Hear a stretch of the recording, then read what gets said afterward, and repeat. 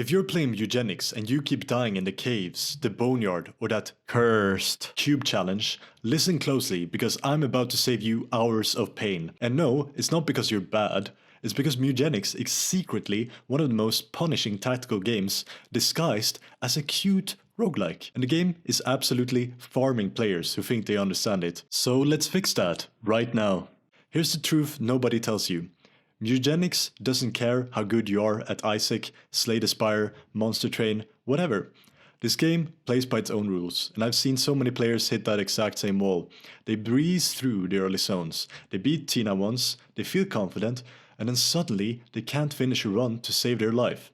10 failed attempts in a row, cats dying out of nowhere, one tiny mistake and the whole run collapses. And it feels unfair, right?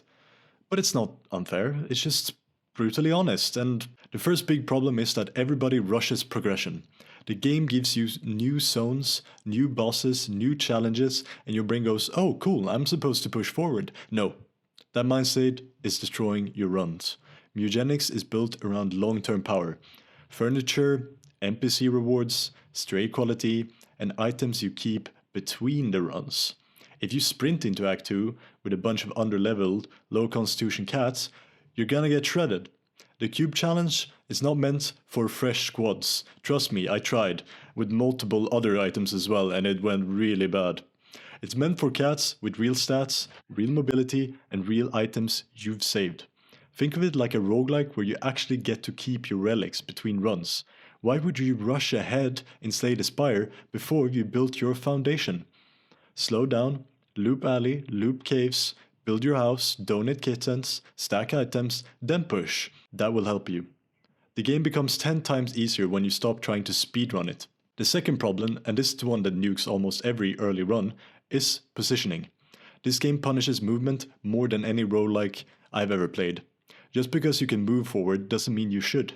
Enemies have weird ranges, weird patterns, and they hit like trucks. If you don't check their movement, if you don't check their attack range, if you don't look at the turn order, you're gonna get blindsided. And yes, facing direction matters. You can get backstabbed. Turning your back to the wall can literally save your life. One tile of movement can be the difference between a clean fight and a losing 2 cats instantly.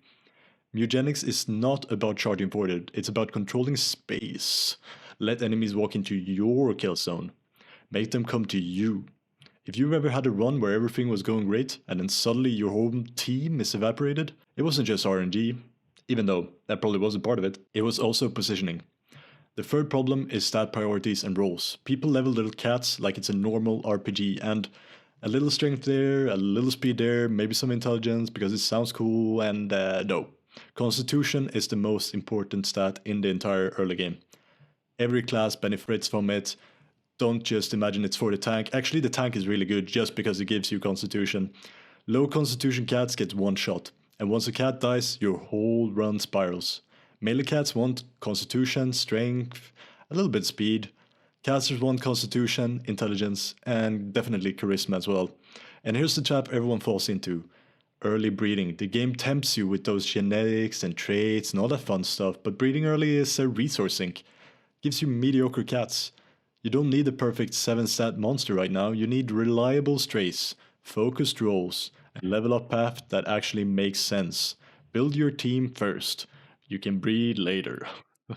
Something nobody talks about, mental fatigue as well. This game is mentally exhausting. It's not Isaac where you can blast 10 runs in a row. It's a tactical puzzle. Every single turn matters. You have to read what your passive does.